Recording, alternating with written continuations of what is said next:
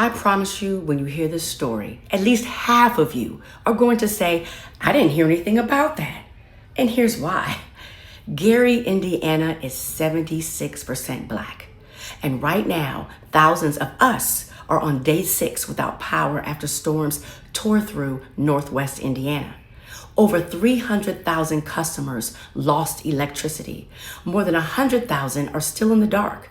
So when the lights go out for a week, we're not just inconvenienced. We're without refrigeration for medication, without AC in the heat, without a way to keep the food from spoiling, on a budget that was already stretched thin. Had this been Malibu, affecting even a quarter the number of residents, you know it would have made national news on day 1. But because, again, Gary is 76% black, we're hearing about it after a week. And they wonder why we have to say Black Lives Matter. And we also need to ask why it's taking so long for things to get fixed. Of course, it's a city that's overwhelmingly black, that's already under-resourced, while other communities get prioritized in disaster response. This isn't new. Predominantly black cities consistently see slower infrastructure investment, slower emergency response, and slower recovery. Gary didn't become one of the poorest cities in Indiana by accident. It's the result of decades of disinvestment after the steel industry pulled out and took the tax base with it. So when a storm hits, there's less of a cushion, fewer resources, a grid that was already strained before the first drop of rain fell. Our people in Gary deserve power restored as fast as anywhere else. And our people deserve a real answer for why a city that's 76% us is still sitting in the dark. Wow, wow, wow. As someone that is originally from the Midwest, traveled to Indianapolis in the summers as a child, this hits close to home. This hits very close to home. Man, But I'm thankful that we are not in the Midwest any longer. I mean, I just look back on this like, wow, we grew up in the Midwest at the end of the day. That could have been us. That could have been people that are in our family, but it's not at this time. And my heart goes out to the people in Gary, Indiana. My heart goes out to the people that are in the Midwest because Ohio's even going to have the biggest data center in the world. Like, this man. is getting crazy. It's Yeah, looking dystopian. It's looking like ultra hyper surveillance control society where America becomes the control. third world country that relies on every other person for everything else. And it's just, I think it's a sad story. It's a crazy situation. These people have been without power again in America for weeks and weeks. It used to be said, oh, Africans don't have power, and Ooh, that's deep. this is That's on what's that, yeah. happening in Asia, and this is what's happening on the continent of Africa. And but look, we're now looking at America like, oh, Yeah, that's crazy. you're gonna have to sustain yourself like you are in Africa. You know, it's a lot of people that come to Africa and realize that hey, we need a generator. Hey, we need to adjust how to make a filter water system. Hey, we need to learn how to cook on gas propane tanks and things like that. And that's something that is coming to America. I'm not. I'm. I'm sorry, guys. Look, I got the hiccup, so I'm trying to get rid of them. I guess I'm growing. So all praises to the Most High that I am growing. You know, the hiccups mean you growing, right? Yeah, you're growing. I'm growing. So wisdom, please, wisdom, understanding, discernment. Hallelujah. But yeah, it's something that the bigger picture is like, do you know what's coming to America? This is something that the Most High is forcing on a lot of people.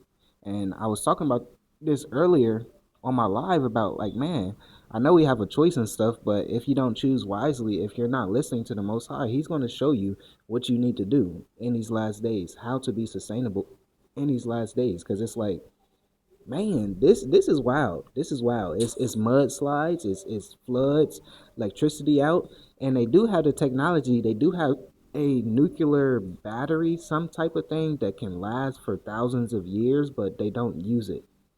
So it kind of Why would tells they? me, They don't yeah, want to like use yeah, it. it tells me They like want you to it gets suffer. down to like control. It gets down to whatever they say, that's what it's going to be. And yeah, it's like, man, this it's very sad, but at the same time, you gotta realize the bigger picture. The bigger picture is that America's fallen.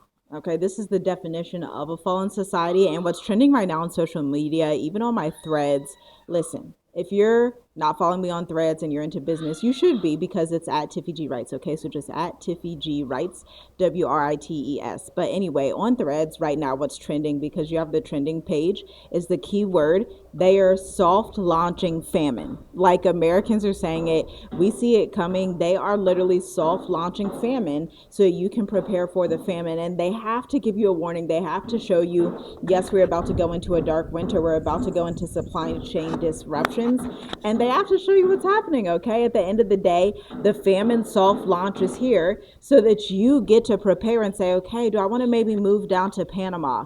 Do I want to go down to Brazil? Do I want to go down to Costa Rica and prepare and see what I can do before I go to Africa, before I go to Asia, before I try and transition outside of America for the long term? I understand that some people feel like they Yeah. have to soft launch their exodus. We Mm-hmm. did the full hard launch exodus. We Yeah. did the hard launch exodus, just plunge yourself in the wilderness. It's just better like that. I think Yeah. cold turkey is And best. yeah, I I was. think we shouldn't be too soft in these times, because if you're too soft and you soften every single thing that you're doing, you're just not going to make it. I'm sorry to tell Yeah. you. You're in a make it or break it time period. You are in a great depression, modern depression, where it's like, just hard launch yourself into the exodus. Just hard launch Yeah. yourself into these things and prepare so that you can be stronger, so that you can have a little bit of callous about you, so you can go forth into the land, whatever land territory you're going to, operate your businesses in multiple territories. Those of you, you're sitting there thinking that your career, you've been in 20 years, 15 years, 10 years, that you have to start from ground zero. You are not starting from ground zero. You have this experience, you have this expertise. Take it abroad, take it online, take it Mm-hmm. into these multi-billion-dollar industries. Like, quite literally, the way that we're talking to you vertical right now, this is going to become a multi-billion-dollar industry if you would just take the time. And yeah, it's going to be uncomfortable, but take 30, 60, 90 days to push yourself out there, Mm. make yourself uncomfortable, because the famine is coming. The end is coming. It's coming to America, and it's going to hit America worse than anywhere else on the planet. The Mm. United Kingdom is also having their soft launch famine, and they have sent a No, warning, like the everywhere. UK is going to experience this famine, but places in Africa are not going to be hit as hard. Places in Asia not hit as hard, because the Because culture of it's these yep. nations is that we work together. We have a fasting lifestyle. We're going to put roots in the ground, and we don't have They know what to GMO do. food that has Yeah. hormones in it and has all of the super blood clot factors Mm-hmm. that were in the vaccinations. Like, these are the things that are plaguing American and Western society in record numbers that you're Yeah. just not going to see elsewhere as much. Exactly, and that's something I'm glad that you said that, because just how I was just speaking about, like, man, people are forcing to be sustainable. The Most High is telling people you got to be sustainable, but these places in Africa, they know how to do things.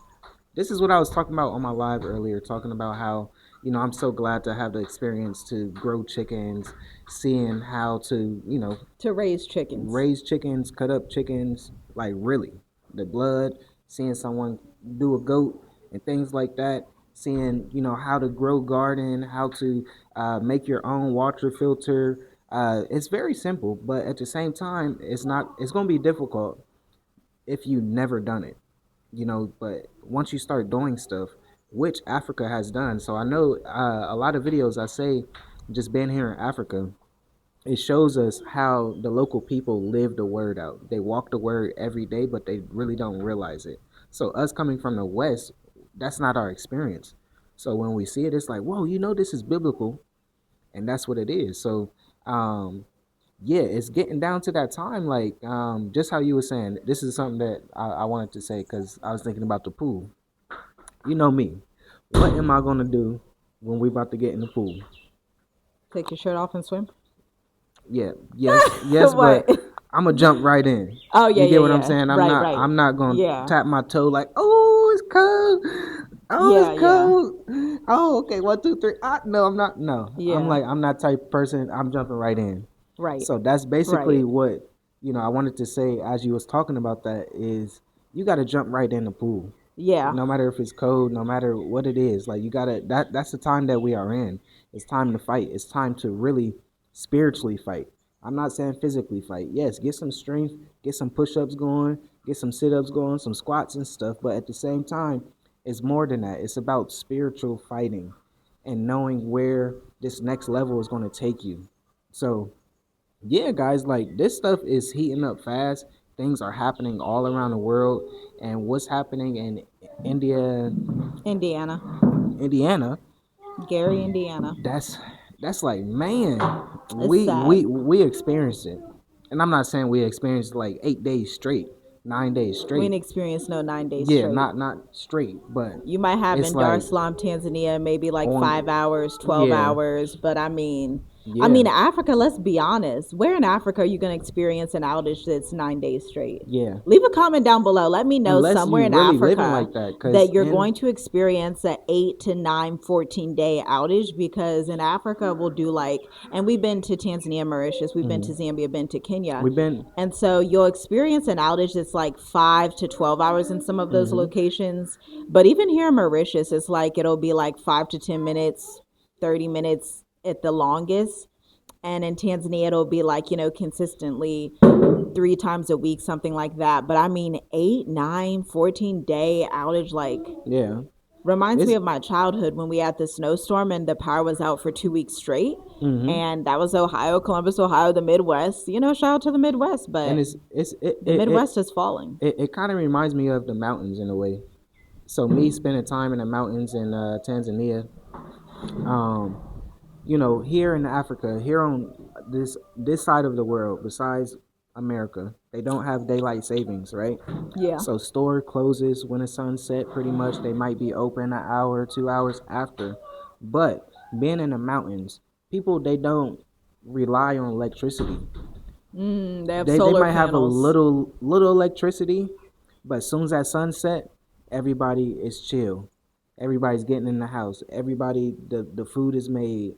They eating dinner and going to sleep. They wake up super early at 5:30, Hey, six that's o'clock. true. So it's like that.